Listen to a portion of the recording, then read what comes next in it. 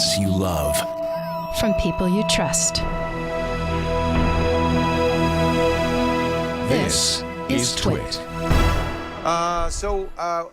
A lot of people waiting in line over the weekend to get something new from Apple. It's a broken record. You hear it every year. The new iPad is here. This is it, the iPad Air. You know, I'm going to have to take it out.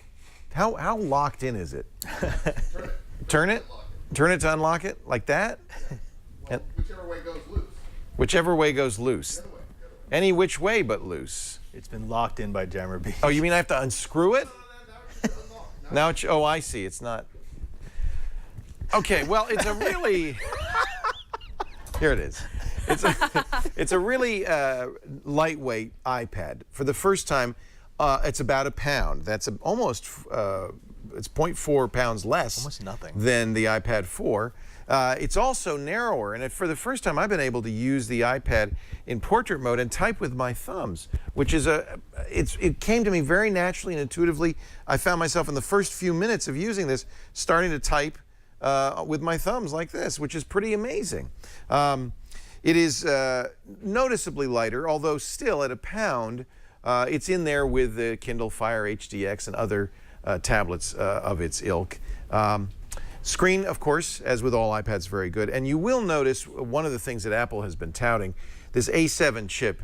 Apple says it's twice as fast. Benchmarks say about 80% as fast. It's definitely, noticeably faster. Even when you just do the Apple swoop in and out in iOS 7, you could tell it's much smoother, much more fluid, and much faster. So it's a very nice incremental upgrade to the existing iPads. Prices are the same. The Wi-Fi 16 gig version starts at $499. Add $100 to double the RAM, all the way up to 128 gigs. $129 will put LTE in there from all the carriers. Even T-Mobile now has an iPad. So you configure it the way you feel like. I have to say, all in all, space gray and silver. It used to be black and white. Space gray and silver. That's the other change. You can, by the way, if you get the cellular version with 128 gigs, you can hit almost $1,000 for this iPad.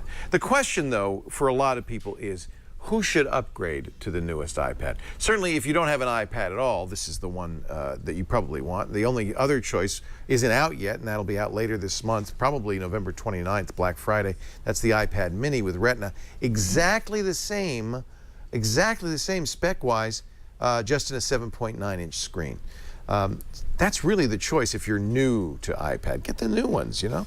On the other hand, if you have an iPad, let's say, 3rd generation, or certainly if you have an iPad 4th generation, you might reasonably say, I don't think it's a big enough improvement for me to run out. iPad 4th generation, the last iPad, you really have to be an iPad fanatic to get the latest and greatest. Unless you can find, a relative to give the old one to and be happy about that. iPad 3rd generation was fairly slow. It was the first with Retina display. Maybe you'd see a big improvement here. If you've got an iPad 1 or 2, what are you waiting for? Pros and cons.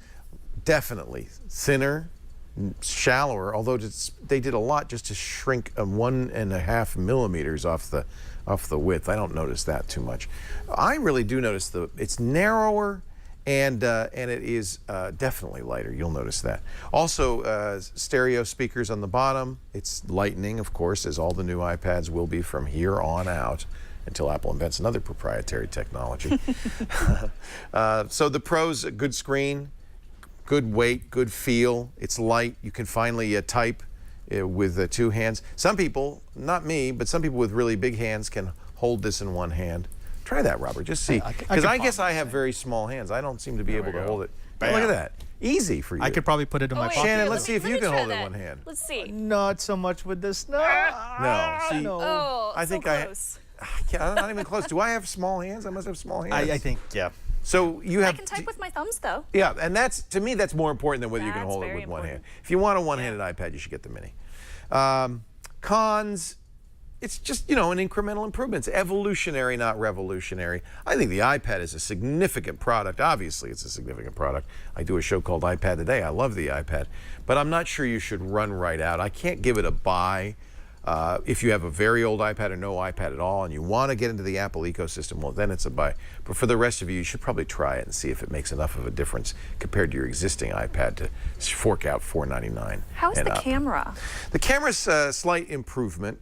It has optical image stabilization. I think that's the first iPad camera to have that. That means it'll work better in low light. The camera isn't, it's what is it, 8 megapixels? It's not yet as high megapixel as some of the other options out there. But Apple does the best software for cameras, and I don't know what the magic is that they weave, but it's like the iPhone, even like the previous iPad. It's a very, very good camera. But please, folks, don't use it as a camera. That's really dumb.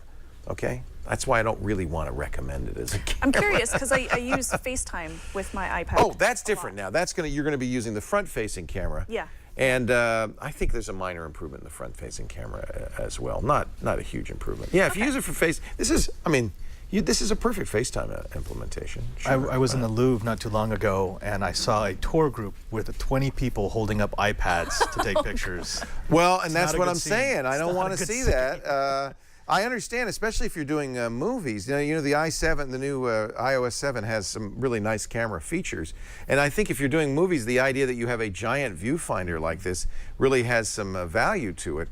But it's very annoying. If you're going to take pictures, use the Mini or something. I mean, don't hold that up in the Louvre. Nobody can see around you. And Yeah, if I you're think at a it's kinda wedding rude.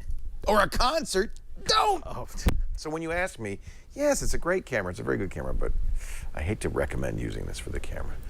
The FaceTime camera, there it is, 1.2 megapixels, 720p. I Okay. think that's the same as the previous iPad, actually. Yeah. 5 megapixel camera. Thank you for the correction. 5 megapixel camera, not 8. It's the iPhone that has 8. But they do a lot with those 5 megapixels. Yeah. Try on the iPad Air. I do like the name. Good name. branding. Lighter. Branding. Doesn't exactly float away, but it's lighter.